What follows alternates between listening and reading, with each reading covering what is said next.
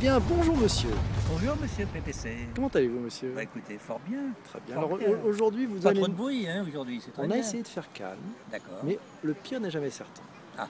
Aujourd'hui, en 7 points et en moins de 7 minutes, il y a un scooter qui arrive normalement. Oui. Vous allez nous expliquer comment arrêter les achats compulsifs, c'est ça? Oui, comment éviter de faire chauffer la carte, parce que à force de chauffer, elle brûle et à un moment donné, ton découvert aussi brûle à la banque. Donc, enfin, tu sais ce que je veux dire. Non, je vois pas du tout. Non. Moi, je paye tout avec le mobile, hein, donc de toute façon. Ah, d'accord. Allez. Et donc, on a des pulsions, c'est ce qu'on appelle vulgairement, mais enfin, le mot et l'expression est bien trouvée, la fièvre acheteuse, irrépressible. On dépense, on dépense, on dépense. Alors, d'abord, pour corriger, si c'est possible, cette fièvre acheteuse, bon, il faut d'abord analyser le pourquoi du comment. Et en général, je ne sais pas si tu le savais, mais la fièvre acheteuse, c'est un symptôme de dépression. Autrement dit, on va compenser son manque affectif ou son manque d'ego, d'image, etc., par des achats, et des achats qu'on fait d'une manière impulsive, même si on n'en a pas besoin. Mais ça fait du bien vraiment ou c'est... non Hein? Ça fait du bien vraiment ou... Oui, ça fait du bien, pas à la carte, ça fait du bien sur le moment, mais à terme, c'est pas tenable. Bon. Alors, le premier point, quand même, c'est essayer de voir si c'est votre état dépressif qui est la cause de cette fièvre acheteuse, et essayer de soigner cette dépression, ce qui n'est pas simple, hein, j'en conviens, mais il faut quand même regarder, peut-être consulter un spécialiste. D'accord. Le deuxième point, sans vous accélérer. Le deuxième point, c'est que moi j'ai mis une méthode au point, enfin plutôt avec des compagnons et des compagnes. Donc l'idée, c'est toute simple, elle est toute simple. C'est que dès qu'on achète quelque chose, un produit acheté, un produit jeté. C'est-à-dire que sinon, à un moment donné, non seulement vous faites brûler la carte, chauffer la carte, mais votre armoire est pleine, vos placards sont pleins, etc. Donc prenez la discipline. Si j'achète un nouveau pull ou un nouvel iPhone ou je sais pas quoi, je jette l'ancien.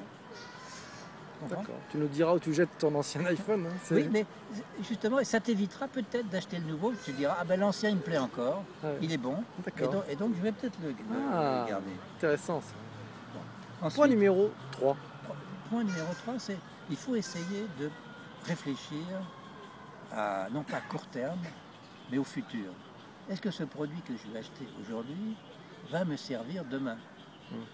À quoi ça sert? Pourquoi j'en ai besoin, etc. Enfin, tu essayes de mobiliser ton cerveau gauche, ta réflexion, pour dire finalement... Tu remets un peu de rationnel pour contrebalancer l'émotionnel qui te pousserait à acheter comme un fou. C'est-à-dire que tu essayes de mesurer le rapport coût-efficacité.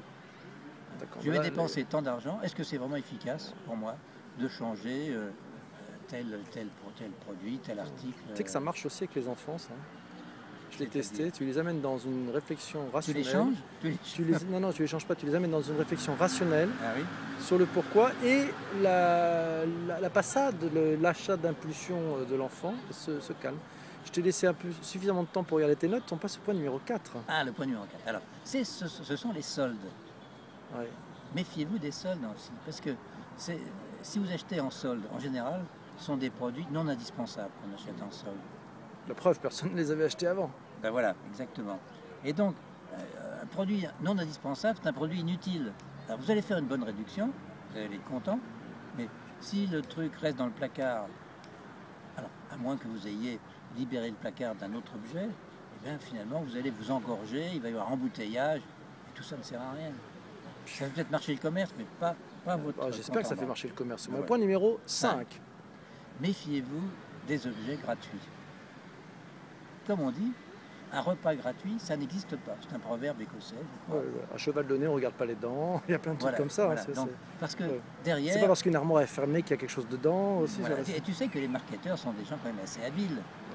S'ils donnent quelque chose de gratuit, c'est que quelque part... Il y a quelqu'un qui paye. Il y a quelqu'un qui paye et c'est vous qui allez payer parce qu'il y a un piège derrière, enfin un piège.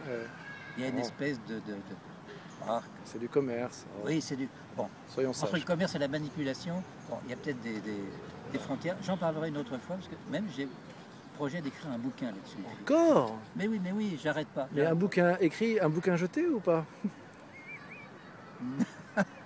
Non, parce que là le virtuel, tu sais, tu peux aller jusqu'au bout, il n'y a pas de problème. Bon, alors... Point numéro 6, Henri. Le point numéro 6, c'est que pour éviter de faire chauffer la carte, pour éviter les tentations, eh bien le problème il est simple, ne vous exposez pas aux tentations. Tu peux répéter? Ne vous exposez pas aux tentations, c'est-à-dire que il y a par exemple, des gens qui vont tous les samedis faire un tour au centre commercial. Donc ils cherchent, tu veux dire, ils cherchent? Non, ils ne cherchent pas, c'est pour se faire plaisir. Non, mais ils cherchent à dépenser, quoi. Mais quelque part, leur inconscient cherche à dépenser. Et qu'est-ce qui va arriver au bout du compte, avant la sortie? Ils vont dépenser. Ah, bon, il faut peut-être que j'accélère là, non? Oui. Ah bon, voilà. Je t'ai rien dit. Hein. Bon. Point numéro 7. Le point numéro 7, c'est surtout, une fois que vous avez fait la bêtise, d'acheter pour rien, arrêtez de rationaliser après l'achat pour dire « Ah, ce produit, finalement, il est bien, il est... Parce que là, vous allez entretenir votre fièvre acheteuse, au lieu de la guérir, vous allez l'embellir. Bon. Et puisqu'en essayant de te convaincre, en plus, est-ce que tu arrives vraiment à te convaincre ou je sais pas, moi je suis pas sûr.